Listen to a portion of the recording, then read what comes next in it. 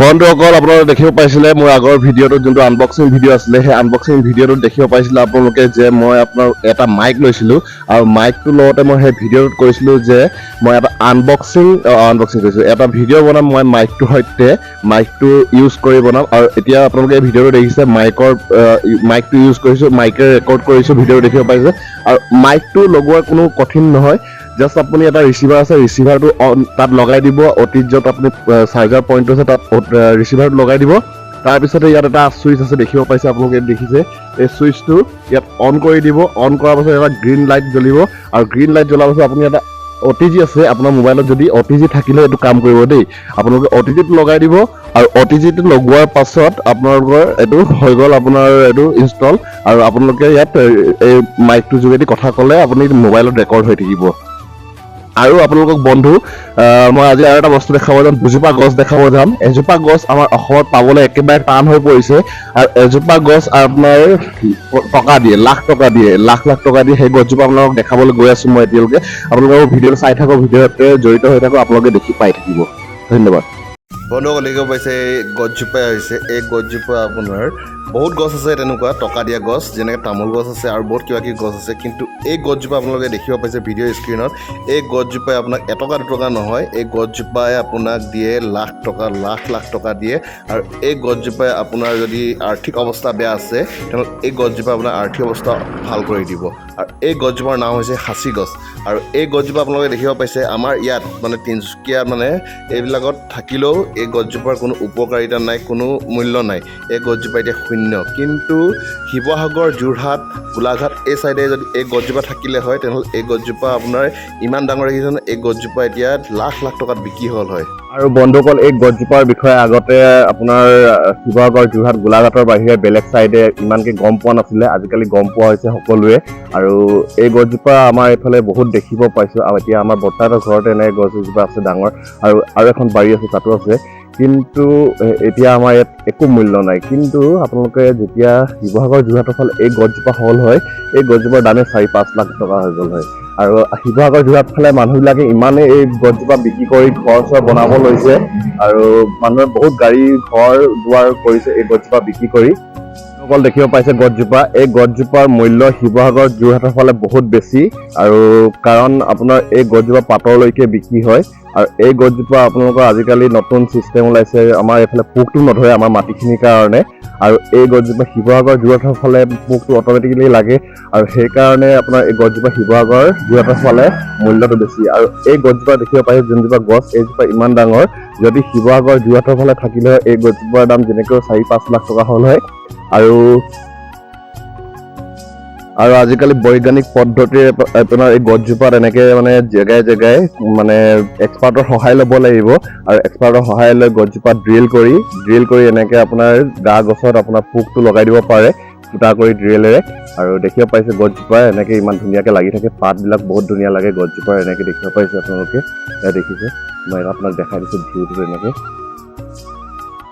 বন্ধুসকল দেখিব পাইছে মই ঘৰৰ আগফালে ৰাস্তাটোতে আছোঁ আমাৰ মানে এই 6 দিন যিহে গৰম দিছিলে এই 6 দিন গৰম দিয়াৰ পাছত আজি বতৰটো অলপ ভাল কৰিছে মানে পিছবেলা টাইমত এতিয়া বাজিছে আপোনাৰ 5টা বাজিছে এই 5টা টাইমত অলপ বতৰটো চেঞ্জ কৰিছে আপোনালোকক মই দেখাবলৈ গৈ আছোঁ বতৰটো কেনেকুৱা কৰি আছে আৰু বতৰটো এনেকুৱা বতাহ মাৰিছে ইমান ধুনীয়া লাগিছে ফেনৰ তলত থাকিও যোনটো আৰাম পোৱা নাছিলোঁ এতিয়া এই বতাহ মানে এই 10-5 মিনিট মাৰি আছে এই 10-5 মিনিটত বতাহটো মাৰিছে ইমানে ভাল লাগিছে নহয় বন্ধুসকল চাওক মই এটা 360 দি আছোঁ আৰু এইফালে চাওক বতৰটো কেনেকুৱা কৰিছে কলা কৰি আনিছে বহুত ধুনীয়া লাগিছে আৰু বৰষুণ দিব লাগে বৰষুণ দিলে চব মানুহৰ শান্তি হ'ব মানে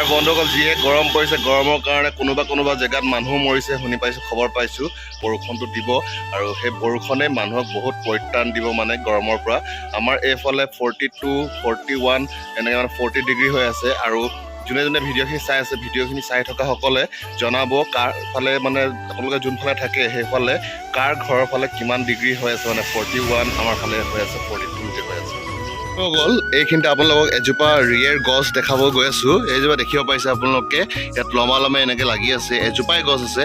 এই গছজোপা আপোনাৰ কয় গল্ডেন বেৰিজ বুলি কয়। আৰু এইফালে দেখিব পাইছে গছজোপা ইয়াত অৰুণাচলত খেতি কৰা হয়, কিন্তু আমাৰ ইয়াত একদম ৰেয়াৰ মানে পাবলৈ বহুত টান হয়। কিন্তু এতিয়া দেখিব পাইছে আমাৰ ঘৰত এজোপা গছ যে কেনেকৈ হৈছে গছজোপা মই কৈছোঁ আপোনালোকক। ইয়াত যেতিয়া মাটি এইখিনি দেখিব পাইছে মাটি এনেকৈ পেলাই থৈছিলোঁ। মাটি যেতিয়া পেলাই থৈছিলোঁ ইয়াত ক'ৰ পৰা কেনেকৈ মানে ইয়াত গছজোপা হ'ল গম নাপাওঁ। আৰু য'ত মাটি কাটিছিলোঁ তাতো মানে এই গছজোপা নাছিলে। হয়তো এনেকুৱা হ'ব পাৰে কিবা চৰাই চিৰিকটি ইয়াত ক'ৰবাত গৈ আছিলে ওপৰেদি, তেতিয়া ইয়াত মল্ল ত্যাগ কৰিছিলে, তেতিয়া এই গছজোপা এনেকৈ হ'ব পাৰে। আৰু এই গছজোপা আপোনাৰ চাটনি খাবলৈ বহুত ভাল। আৰু চাটনি খালে আপোনাৰ এনেকুৱা লাগে মানে বিলাহী খাই আছোঁ তেনেকুৱা লাগে, আৰু অলপ টেঙা টেঙা লাগে। একদম মানে এইটো যে টেষ্টটো আপোনাৰ বিলাহীৰে।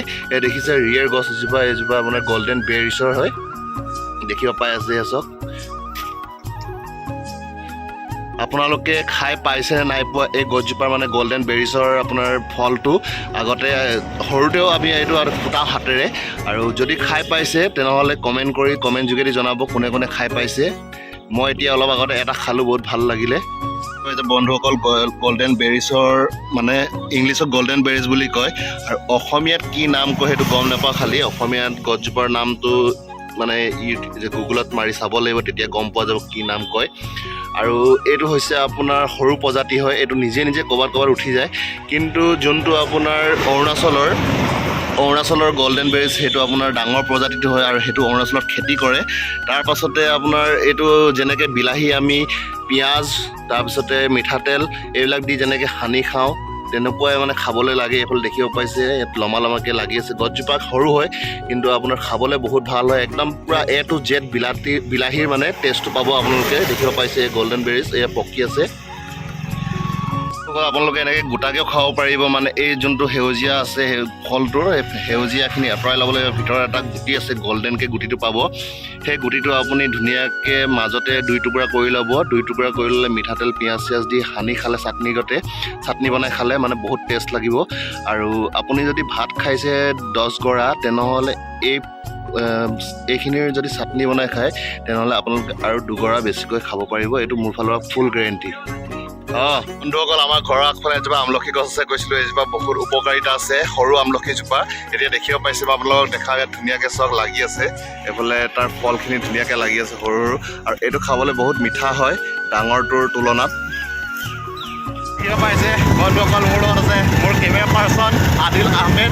আৰু আমাৰ কোনো ডেষ্টিনেশ্যন নাই, মানে আজি বহুত গৰম পৰিছে ন, আজি পৰিছিল যোৱাকালি পৰিছিলে। সেইকাৰণে আমি কি কৰিছোঁ গৰমত এনেই বাগান এফালে মানে ঘূৰিবলৈ ওলাই আহিছোঁ।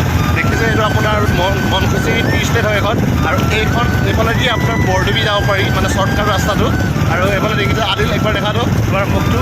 আৰু মোৰ লগত আগতে আছিলে আপোনাৰ ৰহন আছিলে লাৱা, আপোনালোকে তাকো দেখিছে মোৰ ভিডিঅ'ত দেখিছে। আৰু এতিয়া আছে আদিল। মানে ৰহনৰ এটা কেছ আছে, সি মানে বিয়া পাতিলে, সেইকাৰণে তাক মোৰ গ্ৰুপৰ পৰা উলিয়াই দিলোঁ। মানে বিয়া পতাৰ পাছত মোৰ গ্ৰুপত থাকিব নোৱাৰে।